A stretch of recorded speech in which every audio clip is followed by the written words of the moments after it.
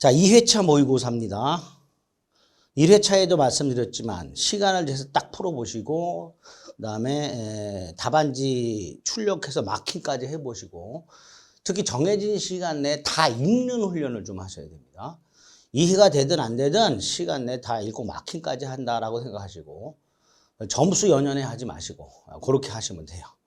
그리고 이제 풀어보고 나서 해설을 봤는데 이해가 안 되는 파트가 있으면 그것만 따로 이렇게 기본서를 본다든가 기본 강의를 들어본다든가 이런 식으로 보완을 꼭 해주시기를 부탁드리겠습니다. 점수 연연하지 마시고요. 자, 41번 법률의 효력이 다른 것이라고 되어 있습니다.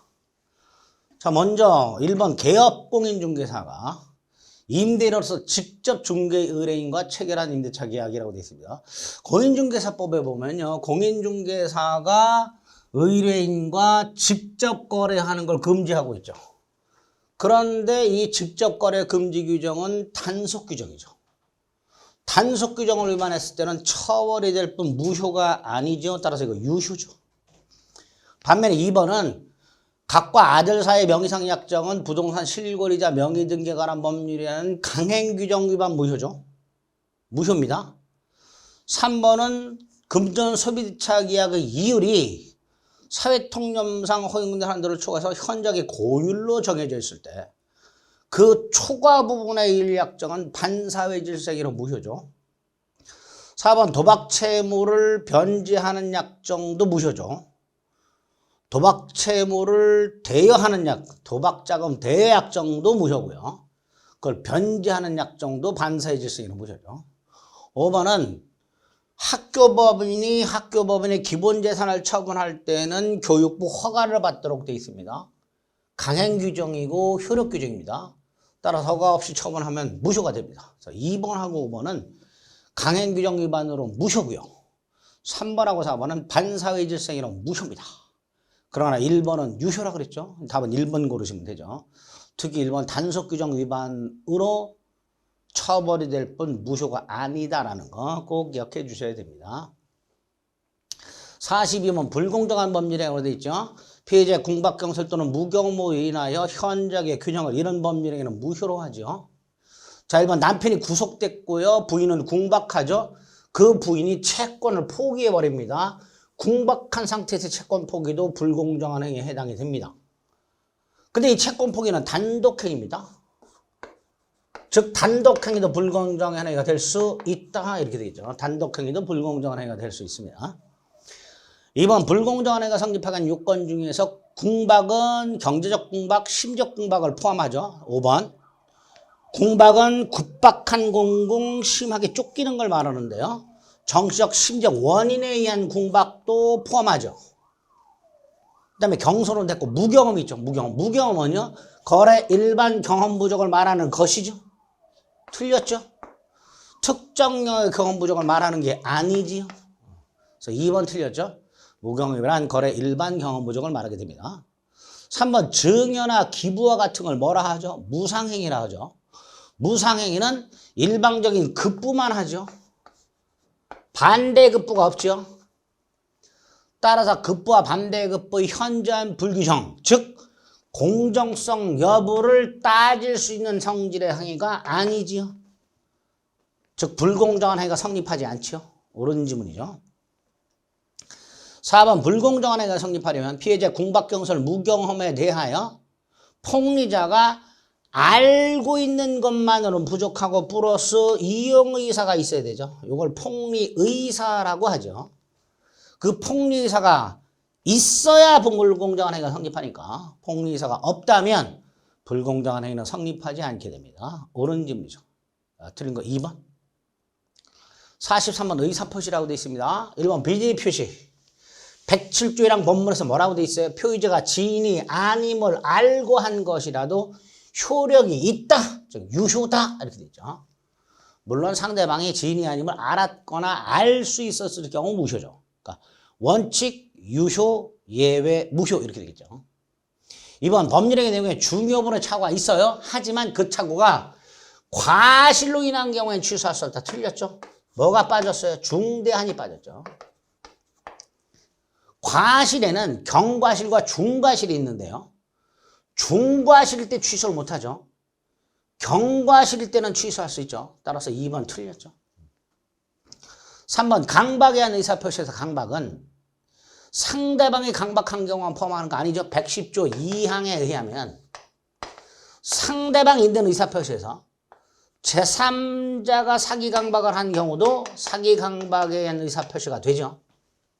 다만 이 경우에 갑이 취소하려면 상대방이 알았거나 알 수 있었을 경우에 하나에 취소할 수 있죠. 따라서 상대방이 강박한 경우에 하나하지 않습니다. 제3자의 강박도 포함이 됩니다. 4번 비진의 표시는 상대방이 선의 무과실일 때 유효고요. 상대방이 악의 또는 과실이 있으면 무효죠. 비진의 표시는. 자, 이때 상대방의 선의 무과실은 추정이 됩니다. 그 말은 상대방이 선의 무과실을 입증할 필요가 없다라는 거죠. 선의 무과실은 추정이 되고요. 추정된 건 입증이 된 거죠. 따라서 무효를 주장하는 자가 상대방의 악의 또는 과실을 입증해야 되죠. 자, 4번도 틀렸죠. 5번이 답이죠. 조문이죠. 111조 2항. 의사표시자가 그 의사표시를 발송을 한 후에 사망을 하거나 제한능력자, 즉 피한정 후견인 또는 피성년 후견인이 되더라도 그 의사표시에게는 영향을 미치지 않도록 되어 있죠. 5번이 옳은 질문이 됩니다. 44번 착오라고 되어 있죠. 1번. 자, 1번은요. 매매 목적물에 하자가 있어요. 매매 목적물에 하자가 있으면요. 일단 을은 하자 담보 책임을 물을 수 있습니다. 두 번째. 을이 하자가 있음을 모르고 계약을 합니다. 그럼 착오가 되죠. 그럼 결국 매매 목적물에 하자가 있을 때 매실이 하자를 모르고 계약을 하면 담보 책임과 착오 취소권 두 개가 생깁니다. 자, 이때 우리 대법원은 하자 담보 책임이 성립이 되든 안 되든 상관없이 착오 취소할 수 있다라고 말을 합니다. 그러니까 하자 담보 책임이 성립하더라도 착오 취소권은 배제되지 않습니다. 착오 취소권을 행사할 수 있다라는 뜻입니다. 2번, 의사표시한 사람이 계약을 착오를 이뤄 취소를 하면 상대방에게 손해가 생기겠죠. 이때 취소한 사람이 손해를 배상해야 되는가? 한 푼도 배상할 필요가 없다는 게 판례죠. 따라서 취소된 의사표시로 인해서 손해를 입은 상대방은 착오자 및 취소한 자 갑에게 손해배상을 청구할 수가 없습니다. 3번 착오에 의한 의사표시로 표의자가 경제적 불이익을 입지 않았습니다. 이 경제적 불이익이 중요분의 착오의 기준이죠. 따라서 경제적 불이익을 입지 않았다면 중요분의 착오가 아니니까 취소할 수 없다가 되겠죠. 동기의 착오는 원칙적으로 착오가 아니죠. 다만 두 가지 중에 하나, 동기가 표시돼서 알려진 경우하고 두 번째 표시되지 않았다 하더라도 유발된 경우하고 이때는 착오가 될 수 있죠. 그러니까 동기의 착오가 상대방에서 유발된 경우에는 그 동기가 표시되지 않은 경우에도 착오가 될 수 있다라고 해야 되죠. 5번은 입증 책임이죠. 착오에서 중요 부분에 해당한다. 이건 누가 입증해요? 착오자가 입증하죠. 착오자란 효력을 부인하는 자죠. 반면에 착오자에게 중대한 과실이 있다. 이거는 상대방이 입증해야 되죠. 이때 상대방은 효력을 부인하는 자가 아니라 효력을 주장하는 자죠. 취소를 저지하려고 함으로써 그 의사표시 법률의 효력을 주장하는 자, 그 주장하는 자가 증명을 해야 됩니다. 따라서 옳은 것은 1번이 되겠죠. 자주 나오는 질문들입니다. 45번 하자에 있는 의사표시, 즉 사기 강박에 의한 의사표시죠. 1. 착오가 타인의 기망에 의해서 발생한 경우. 자, 이때의 착오는 동기의 착오를 말합니다. 만약에 요 앞에 표시상 착오가 이렇게 나오게 되면 이때는 착오 취소만 가능하고 사기 취소는 안 됩니다. 그런데 표시상 착오라고 되어 있지 않고 그냥 착오가 이렇게 나오면 이때는 동기의 착오를 말하는 거고, 따라서 이 경우에는 유발된 동기의 착오를 이유로 취소할 수 있고 사기를 이유로도 취소할 수 있게 됩니다. 옳은 질문이죠. 2번, 정당한 행사로서의 고소 고발권을 고지하는 것은 위법성이 부정됩니다. 그러나 부정한 이익 취득을 목적으로 하는 경우에는 위법성이 부정되지 않습니다. 강박형에 해당합니다. 부정한 이익 취득 목적 또는 위법한 수단, 그럴 때는 위반 강박행위가 되죠. 니은 틀렸죠. 디귿, 기망에 의해서 하자인 물건을 샀을 때 갑이요 을에게 하자가 있는 물건을 팔면서 속였어요. 하자가 없다고. 그러면 매수인은 하자 담보 책임을 물을 수도 있고요. 사기 취소할 수도 있죠. 따라서 디귿 틀렸죠. 사기 취소할 수 있다.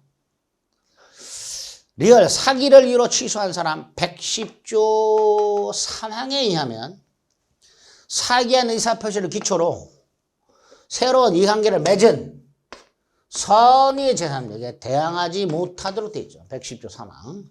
제3자 보호 규정이 있습니다. 따라서 옳은 것은 기억, 리얼 두 개가 되겠죠. 45번 기억, 리얼 두 개. 46번 대리라고 되어 있습니다. 1번은 대리권 소멸사유죠. 본사 대사성파 기억나시죠? 본인 사망, 대리인의 사망, 대리인의 성년 흑연의 개시, 대리인의 파산은 대리권 소멸사유죠. 127조. 2번 124조 자기약 쌍방대리 원칙적 금지. 대리인은 본인의 허락이 없으면 자기와 계약을 하거나 쌍방을 대리하지 못한다. 조문 그대로죠. 3번은 임의대리인의 복위권 120조 121조. 임의대리인은 본인 승낙이나 부득이한 사유가 있을 때 복대리인을 선임할 수 있고 선임 감독에 관한 책임을 지죠. 이게 원칙이죠. 다만 본인이 지명을 한 경우에는 책임이 경감 면제될 수 있죠. 불성실 또는 부적임을 알면서 통지 또는 해임을 태만한 때가 아니면 책임이 없다라고 되어 있으니까 본인의 지명이 있을 때는 임의대리인 책임이 감경 면제될 수 있습니다. 3번 틀렸죠. 4번 122조 법정대리인은 그 책임으로 복대리인을 선임할 수 있죠. 임의대리인과 다르죠. 임의대리인과 마찬가지로가 아니라 임의대리인과 달리 법정대리인은 그 책임으로 복대리인을 선임할 수 있습니다. 5번 상대방 없는 단독행위 뭐가 있죠? 재단법인 설립행위. 그 무권대리 절대적 확정적 무효죠. 따라서 본인 추인할 수 없고 추인 여부와 관계없이 확정적 무효죠. 본인이 추인을 하든 안 하든 상대방 없는 단독행위 무권대리는 절대적이고 확정적 무효입니다. 5번 옳은 질문이죠. 틀린 거 몇 번이에요?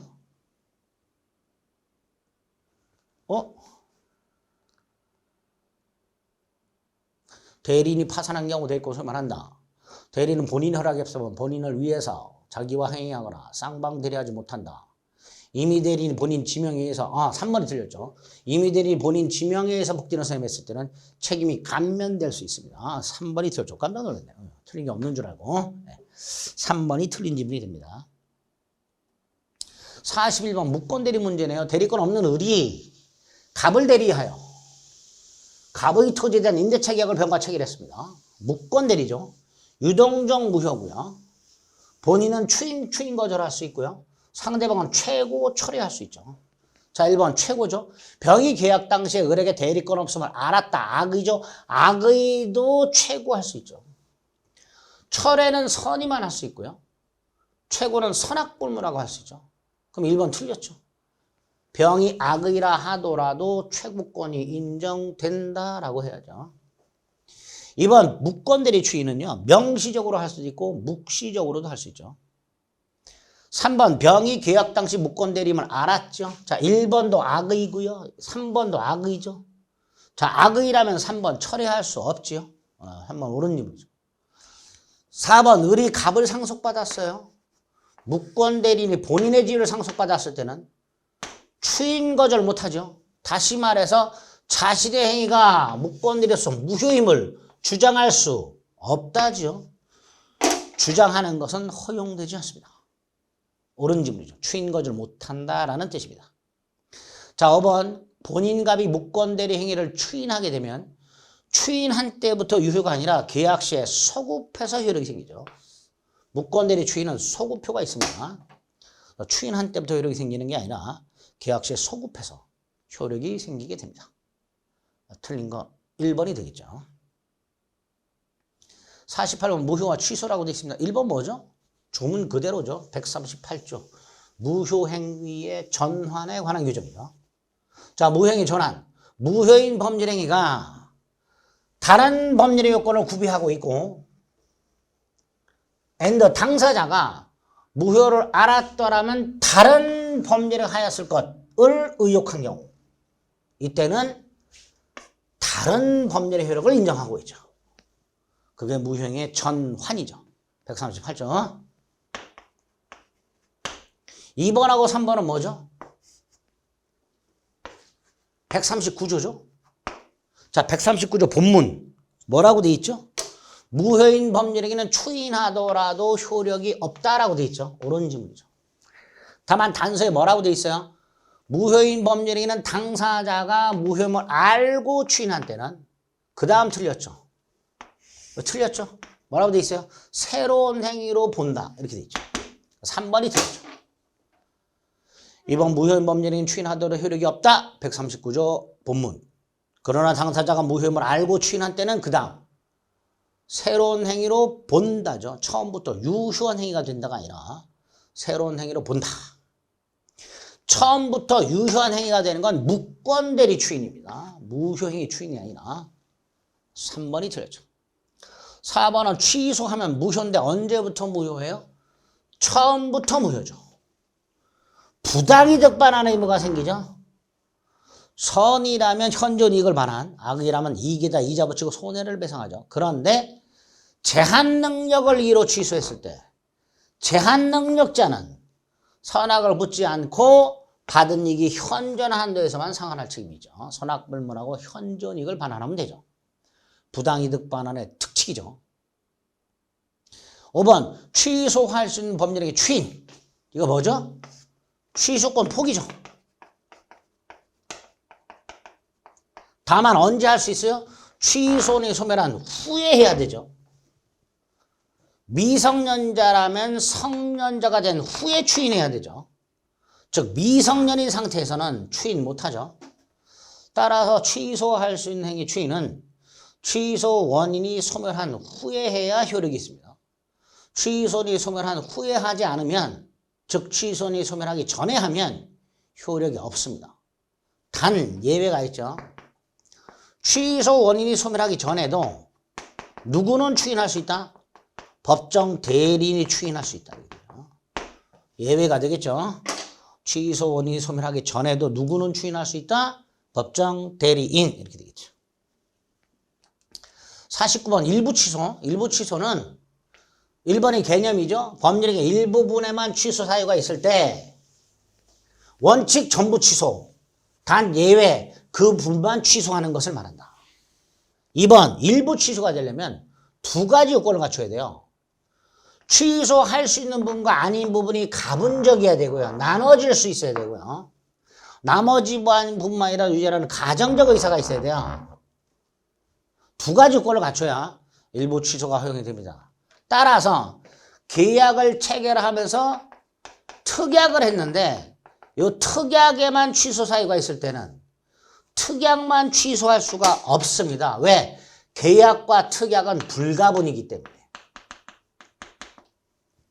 따라서 특약만 취소할 수는 없다. 공식처럼 기억하세요. 4번 갑이 을을 속여가지고 돈을 빌려주고 갑의 배우자 이름으로 을 소유 땅의 근저당권을 설정했을 때 금전 소비대차 계약이 주된 계약이고 근저당권 설정 계약이 종된 계약이죠. 불가분이죠. 따라서 을이 근저당권 설정 계약만 취소했다 하더라도 소비대차 계약도 취소된 거죠. 따라서 을이 갑의 기망을 이유로 근저당권 설정 계약을 취소하는 의사표시를 했을 때 그 의사표시는 금전 소비대차 계약에 대해서도 취소의 효력이 미친다가 되죠. 금전 소비대차 계약의 효력에도 영향을 미친다라고 해야 되죠. 다시 말해서 근저당권 설정 계약만 취소됐지만 취소했지만 소비대차 계약도 취소된 거죠. 4번 틀렸죠. 여기서 또 하나 조심하실 것은 소비대차 계약도 취소됐고 근저당권 설정 계약도 취소됐죠. 따라서 을은 돈을 반환해야 되고요. 병은 등기를 말소함으로써 등기를 돌려줘야 되죠. 이때 을이 갑에게 돈을 돌려줄 의무와 병의 등기 말소 의무는 계약 취소로 인한 부당이득 반환이기 때문에 무슨 관계? 동시행 관계죠. 그거까지 기억하셔야 됩니다. 5번 일부 취소에 대해서는 137조 즉 일부 무효 법리를 유추하죠. 그래서 원칙 전부 취소, 예외 일부 취소 이렇게 되겠죠. 그리고 취소 요건이 두 가지. 일부 취소 요건이 가분적, 가장적 의사. 따라서 3번 불가분이라면 특약만 취소할 수는 없다.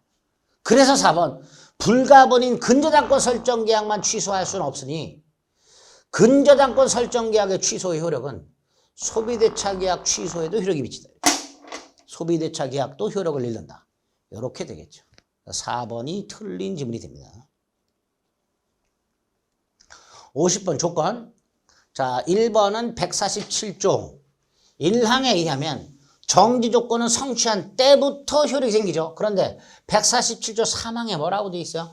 당사자가 조건 성취 효력을 소급하게 할 의사를 표시할 때는 그 의사에 의한다 이렇게 되어 있죠. 그러니까 원래 정조건의 성취는 조건이 성취한 때부터 효력이 생기지만 소급하게 할 의사를 표시했다면 조건이 성취한 때부터가 아니라 소급해서 효력이 생긴다라고 해야 되죠. 그러니까 1번 틀렸죠. 2번은 151조 1항 불법 조건이 붙어있는 법률행위 조건 없는 행위가 아니라 그냥 무효죠. 2번 틀렸고요. 3번 조건이 행위 당시 이미 성취할 수 없다고 그러니까 불능 조건이죠. 불능 조건이 정조건이면 그 행위는 무효죠. 불능 조건이 해제 조건이면 그 행위는 조건이 없는 행위로 유효하죠. 따라서 3번도 틀렸죠. 불능 조건이 해제 조건이니까 그 법률행위는 조건 없는 법률행위로 한다라고 해야 되죠. 틀렸죠. 4번 149조 조건부 관리는 일반규에서 처, 상, 보, 담 할 수 있다. 처분, 상속, 보존, 담보로 할 수 있다가 돼야죠. 5번 150조 반신의 행위 조건 성취로 인하여 이익을 받을 당사자가 야비하게 조건을 성취시키면 상대방은 불성취를 주장할 수 있죠. 조문 그대로죠. 옳은 것 5번이 될 겁니다. 51번 물권에 관한 설명으로 옳은 것은 이라고 되어 있습니다. 1번은 뭐죠? 물권 법정주의죠. 물권 법정주의 뭐라고 되어 있어요? 물권은 법률 또는 관습법에 의하는 외에는 임의로 창설하지 못한다고 되어 있죠. 그러니까 1번 틀렸죠. 계약으로 창설 못합니다. 자, 2번은 187조 상속, 공영징수, 판결, 경매, 기타 법률 규정에 한 부동산 물권 취득은 등기를 요하지 않는다. 옳은 지문이죠. 3번은 191조 혼동이죠. 동일한 말은 갑소의 땅에 대하여 을이 지상권을 갖고 있다가 을이 소유권을 취득합니다. 이렇게 말할 수 있죠. 동일한 물건에 관하여 소유권과 다른 물건이 동일한 을에게 귀속이 됐을 때 그 다른 물건이 소멸하죠. 그런데 이 다른 물건이 제3자 권리의 목적일 때는 소멸하지 않는다죠. 제3자 이익보를 위해서 소멸해야 될 다른 물건이 제3자 권리의 목적일 때는 소멸하지 않습니다. 타인 토지에는 관습상 통행권. 이거 인정돼요? 이런 거? 사도 통행권이라고 부르죠. 이런 거 인정됩니까? 안 됩니까? 우리 대법원 인정 안 하죠. 5번. 점유자가 물건을 사상 지배하면 점유권이 있죠. 반대로 사상 지배를 상실하면 원칙적 점유권은 소멸하지요. 점유자가 물건에 대한 사상 지배를 상실하게 되면 원칙적으로 점유권은 소멸하게 됩니다. 틀렸죠. 옳은 거 2번이 명확하죠.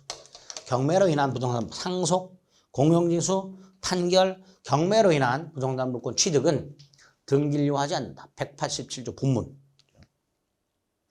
52번 물권적 청구권. 자, 물권적 청구권은 반환 청구권, 방해 제거 청구권, 방해 예방 청구권 세 가지가 있죠. 특히 방해 예방 청구권은 방해 염려가 있을 때 행사하는 거죠. 다시 말해서 물권이 현실적으로 침해되지 않은 경우에도 물권적 방해 예방 청구권이 인정되죠. 그러니까 1번 옳은 지문이죠. 2번 소유권이 소멸시에 걸리지 않으니까 소유권에 기초한 물권적 청구권도 소멸시에 걸리지 않습니다. 3번 점유권에 기초한 물권적 청구권과 본권에 기한 물권적 청구권이 동시에 성립할 수 없다? 있습니다. 갑이 소유 및 점유하고 있던 노트북을 을이 침탈을 하면 갑은 소유권에 의한 소유물 반환을 청구할 수도 있고 213조 침탈당한 날부터 1년 내에 점유물 반환을 청구할 수도 있죠. 그래서 소유권에 기초한 물권적 청구권과 점유권에 기초한 물권적 청구권이 동시에 성립할 수도 있습니다. 3번 틀렸죠.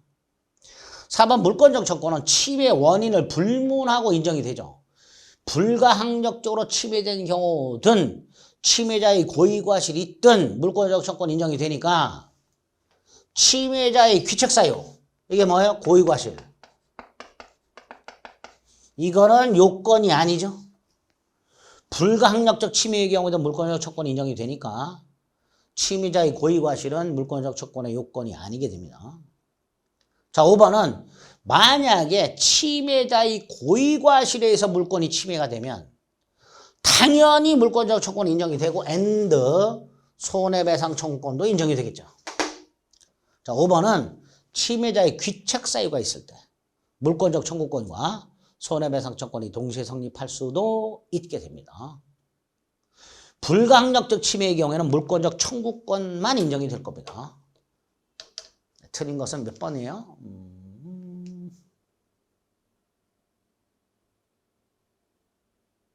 3번이 틀렸죠. 둘 다 성립할 수 있게 됩니다. 53번 186조 187조 구별하는 거죠. 자, 문제를 잘 보세요. 등기 없이도 물권 변동이 일어나는 경우가 아닌 것은 이라고 돼 있으니까 결국 뭐예요? 등기해야 되는 거죠. 등기해야 되는 거. 자, 1번 매장물 발견에 의한 소유권 취득. 법률 규정에 의한 소유권 취득이니까 등기 필요 없죠. 신축에 의한 건물 소유권 취득. 등기 필요 없죠. 법정자 들어가는 권리 취득. 등기 필요 없죠. 채권이 소멸하면 저당권은 말소 등기 없이 소멸할까? 등기 필요 없죠. 말소 등기가 필요 없다라는 거죠. 따라서 등기가 필요 없는 것 1번, 2번, 4번, 5번이에요. 그런데 갑이 돈을 빌렸어요. 그 돈을 갚는 대신에 부동산으로 대신 갚아요. 근데 이 대물 변제는 채권자와 계약이에요. 계약. 따라서 법률 행위가 됩니다. 따라서 채권자가 이 땅에 대한 소유권을 취득하려면 등기를 넘겨받아야 돼요. 대물변제는 대물변제 계약이라고 법률행위입니다. 따라서 3번은 등기 없이 물권 변동이 일어나는 경우에 해당하지 않습니다. 즉 등기를 해야 되는 경우입니다. 3번이 답이 되죠. 3번을 만약에 몰라도 1번, 2번, 4번, 5번 다 등기 필요 없다는 거 아시죠? 3번을 골라주실 수 있어야 됩니다. 54번 중간생략등기라고 되어 있죠. 미등기 전매에 기초한 물권 변동을 과정을 누락한 등기죠. 즉 부동산이 갑에서 을로 을에서 병으로 순차 매각이 되었을 때 토지거래 허가구역이 아닌 한 처벌이 될 뿐 유효죠. 중간생략등기 금지 규정은 단속 규정이라고 그랬죠. 따라서 중간생략등기에 관한 사법상의 효력까지 무효로 하는 건 아니죠. 이건 유효죠. 무효로 한다는 건 아니다. 옳은지 묻죠.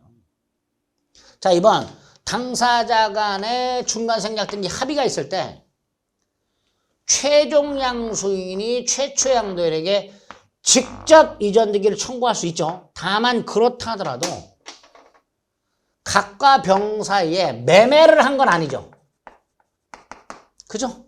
그러니까 당사자들 사이 중간생략등기 합의는 최초 매도인 갑과 최종 매수인 병 사이에 매매 계약이 체결되는 것을 의미하는 게 아니죠. 이건 아니죠. 단순히 을을 거치지 않고 등기를 막바로 넘겨주기로 하는 당사자 간의 합의를 말할 뿐 갑병 사이에 매매 계약이 체결됐다고 볼 수는 없습니다. 2번이 틀린 질문이죠. 3번 최종 양수인 병이 최초 양도인 갑에게 직접 이전 등기 청구권을 행사하려면 어떻게 돼요? 당사자 전원 합의가 필요하죠. 3번이죠. 4번 이렇게 당사자 간에 중간생략등기 합의가 있다 하더라도 을의 갑에 대한 이전 등기 청구권, 병의 을에 대한 이전 등기 청구권 또는 갑의 을에 대한 이전 등기 의무, 을의 병에 대한 이전 등기 의무가 소멸하는 것은 아니지요. 그게 4번이에요. 5번 만약에 합의가 없다면 병은 갑에게 직접 청구 못하죠. 을을 대위해서 청구할 수 있을 뿐입니다. 5번 당사자 간의 중간생략등기에 관한 합의가 없다면 최종 양수인 병은 최초 양도인 갑에 대해서 직접 이전 등기를 청구할 수는 없고 중간자 을을 대위해서 청구할 수 있을 뿐이다. 이렇게 되겠죠. 틀린 거 2번이 되겠죠. 55번 등기에 관한 설명에서 틀린 것을 골라라. 1. 동일 부동산에 대하여 등기 명인을 달리하는 이중의 소유권 보전 등기가 존재합니다. 중복 등기죠. 그죠? 등기 명인을 달리한다고 되어 있죠. 중복 등기는 등기부가 두 개라는 거죠. 등기 기록이죠. 현재 하나의 부동산에 등기 기록이 두 개가 있어서 보전 등기도 두 개가 있는 건데 그 보전 등기 명인이 다른 경우 선등기가 유효하되 선등기가 원인 무효라면 후등기가 유효하죠. 따라서 선등기가 원인 무효로 되지 않는 한 뒤에 한 등기는 무효죠. 그게 1번이죠. 1번은 뭐라고 되어 있어요? 두 번째 줄 먼저 이루어진 보전 등기가 원인 무효로 되지 않는 한 뒤에 이루어진 등기는 무효다. 이게 판례죠. 이거 부동산 등기법에 이중 보전 등기, 중복 등기를 등기관이 정리하는 절차에 관한 규정과는 전혀 다르죠. 부동산 등기법에서는 형식적으로 최종 등기 명인을 비교해가지고 등기부를 정리하죠. 그거하고 헷갈리시면 안 됩니다. 이건 판례의 태도입니다. 어떤 등기부가 유효한 등기부인가? 등기법에서 등기관은 등기부가 어떤 게 유효한지 판단하는 실질적 심사권이 없기 때문에 등기부의 유무효를 따지지 않고 형식적으로 정리하도록 하고 있을 뿐입니다. 하지만 어떤 등기부가 유효한지는 별개의 문제예요. 이렇게 본다는 거예요. 판례가. 2번 증여자 갑이 증여받은 을에게 증여하면서 매매로 했다. 그럼 증여는 숨겨져 있죠. 은닉행위죠. 마치 매매한 것처럼 꾸몄죠.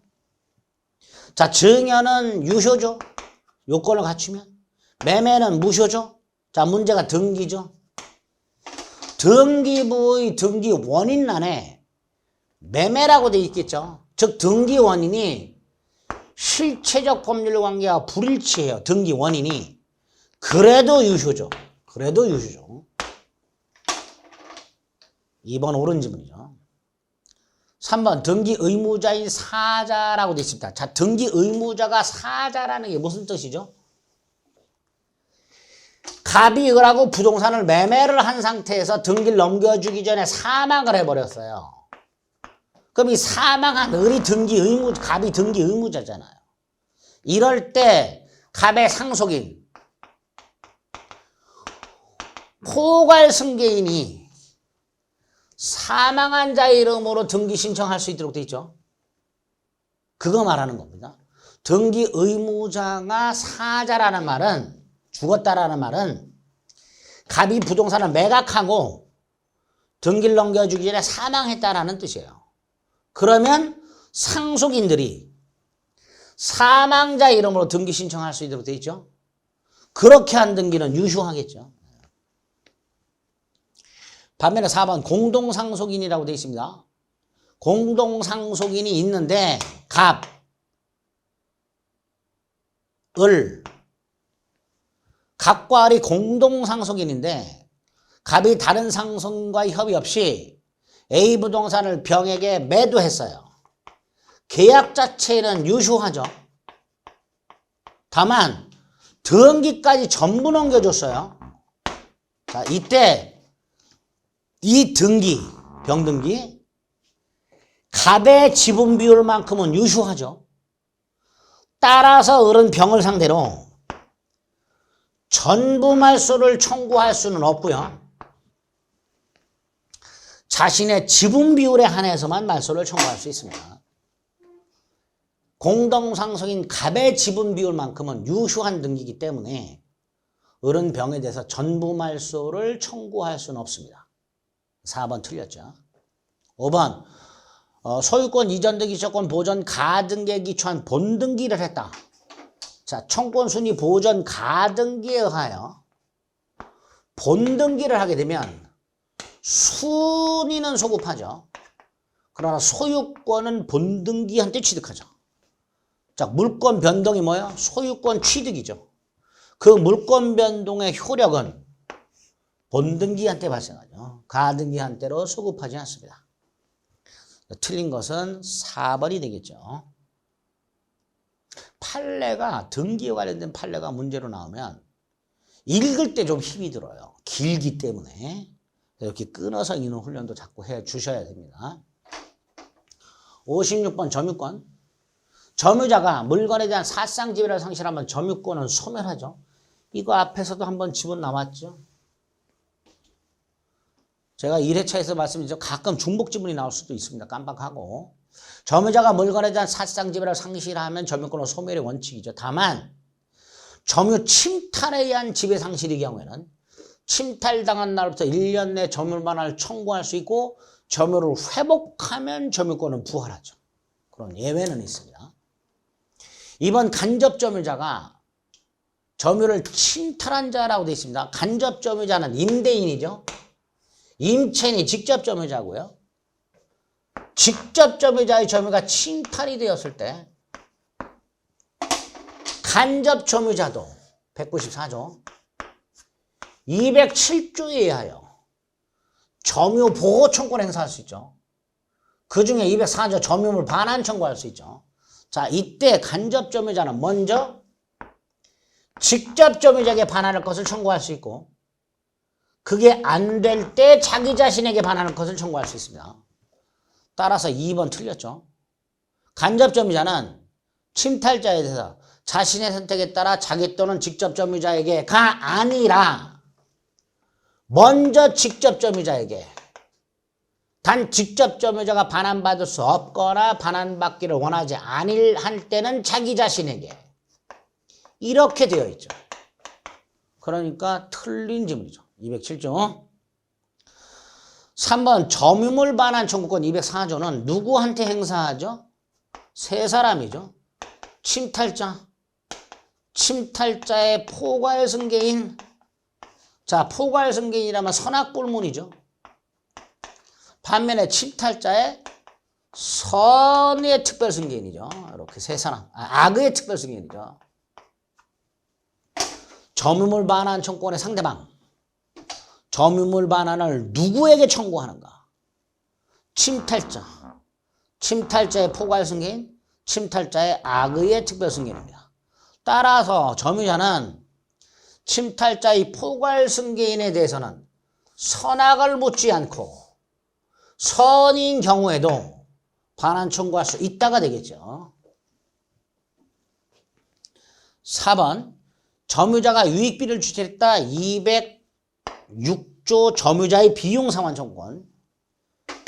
필요비 상환 청구권이 있고 유익비 상환 청구권이 있죠.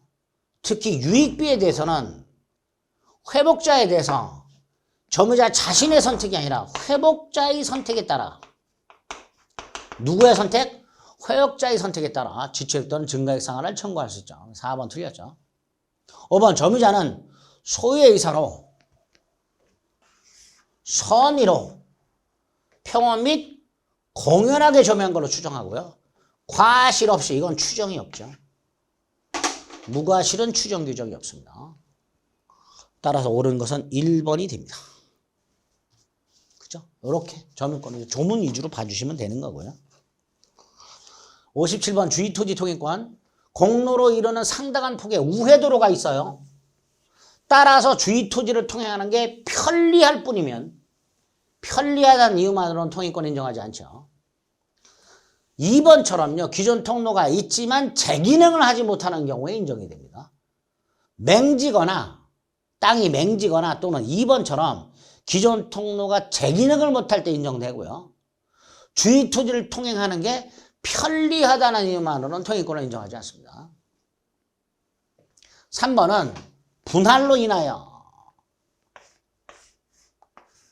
갑이 갑을이 공유하고 있다가 공유물 분할을 함으로써 갑소의 땅이 맹지가 되었을 때 갑은 을소의 땅을 통행할 수 있는데 무상이죠. 3번 분할로 인하여 공로로 통하지 못하는 토지가 있을 때 그 토지 소유자 갑은 다른 분할자 을의 땅을 통행할 수 있고 이 경우에는 보상 의무가 없다라고 되어 있죠. 220조. 4번 주의토지 통행권은 현재 토지 용법에 따른 범위와 폭만 인정될 뿐 장차 이용 상황을 대비해서 미리 그 범위와 폭을 정하지는 않습니다.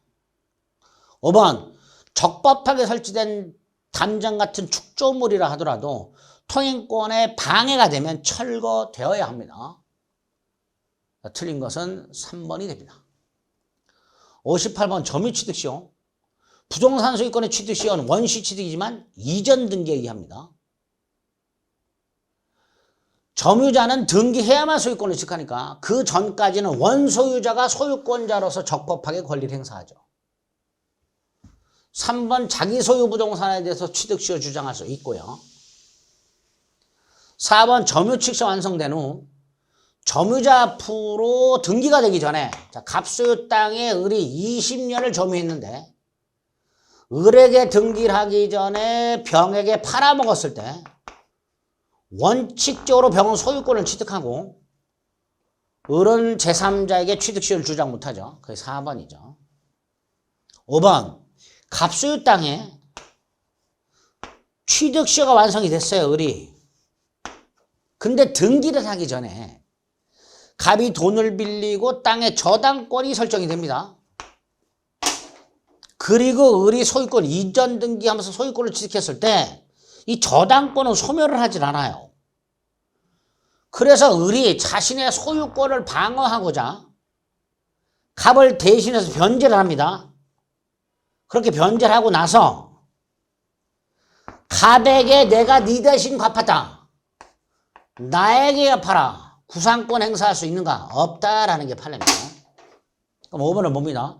취득시가 완성된 토지의 원소유자 갑에 의하여 설정된 채권, 근저당권의 채무를 을이 변제했을 때 을은 갑에게 내가 대신 갚았으니 나한테 갚아라.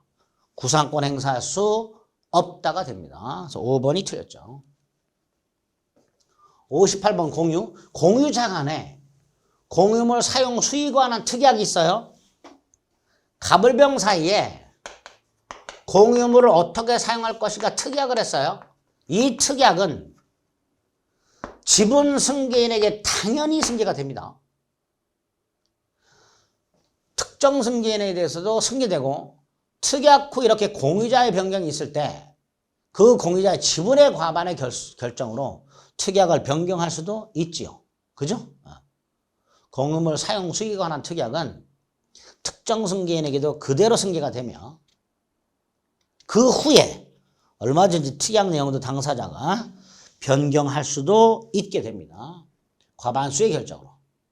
이번 공유물 분할은 전원이 참가해야 되고요. 한 놈이라도 누락하면 분할은 무효가 됩니다. 3번 법원이 분할합니다.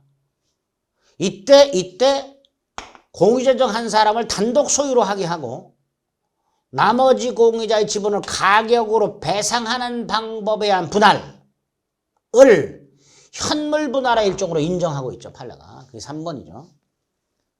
가격 배상 형태는 현물 분할이죠. 4번 5년 넘지 않는 범위에서 분할 금지 약정할 수 있고요. 수차례 갱신할 수 있으며 갱신할 때에도 그 기간은 5년을 넘지 못합니다. 5번 자 갑과 을이요. 하나의 땅을 증여받았는데 어떻게 증여받았냐면 가운데 쪽에 갖고 A 부분은 갑이 B 부분은 을이 증여를 받았어요. 그런데 편의상 공유 등기를 했어요. 공유 등기. 등기는 공유로 되어 있지만 특정 부분을 독점하고 있는 것을 구분 소유적 공유 또는 상호 명시탁이라고 부르는데요. 이 구분 소유적 공유 관계를 해소하고 각각 특정 부분을 단독 소유하는 방법, 즉 구분 소유적 공유를 해소하는 방법, 공유물 분할로 해소하는 것이 아니라 상호 명령 약정 해지를 통해서 해소하게 됩니다. 따라서 상호 명시탁 관계가 성립하게 되면 분할을 청구할 수가 없습니다. 5번 틀린 지문이 되겠죠. 분할 청구 안 된다. 60번 갑이 지상권 또는 법정상권 또는 관습법상 법정상권을 취득하지 못하는 경우. 이번 갑의 아버지 을은 A 토지에 관해서 등기된 지상권을 갖고 있었는데 사망을 했다. A 토지에 을이 지상권을 갖고 있다가 사망을 함으로써 갑이 상속을 받았다. 그럼 지상권도 당연히 상속이 되죠. 당연히 상속이 되겠죠. 지상권도 재산권이고 상속된다. 유일한 상속인이 갑이니까 갑은 상속을 받게 됩니다. 이번 갑은 자신 토지 위에 갑소유 A 토지, 갑소유 B 건물. 자, 토지와 건물이 존재하고 소유자가 동일하죠. 근데 이 B 건물에 전세권이 설정이 되고 땅만 팔아요. 그럼 305조에 뭐라고 돼 있어요? 대지의 특별승계인은 전세권자 을이 아니라 전세권 설정자 갑에 대하여 지상권을 설정한 것으로 본다. 따라서 갑은 법정상권을 취득하죠. 305조. 3번 갑은 자신 토지 위에 건물을 갖고 있었는데 A 토지에만 근저당권이 설정이 되고 이 근저당권이 시행돼서 A 토지가 을에게 넘어가면 366조 법정상권 인정이 되겠죠. 반면에 4번은 갑이 A 토지와 미등기 건물을 갖고 있었는데 이걸 다 팔았어요. 미등기 건물을 땅과 함께 갑이 샀어요. 근데 땅만 등기를 넘겨받았습니다. 땅만 등기를 넘겨받은 상태에서 땅이 경매가 됐을 때 이 건물에 대한 갑, 법정상권 취득합니까? 못합니다. 땅과 건물을 함께 샀는데 땅만 이전 등기. 건물과 땅을 함께 샀는데 땅만 이전 등기. 그러면 법정상권도 관습법상 법정상권도 인정되지 않습니다. 답은 4번이죠. 5번 갑소유 토지 위에 갑이 건물을 건축 중 토지 저당권 설정 그리고 건물이 완공. 그럼 법정상권 인정되지요? 건물 소유자인 갑은 법정상권을 인정받게 됩니다. 관습법상 법정상권을 또는 366조 법정상권을 인정받게 됩니다.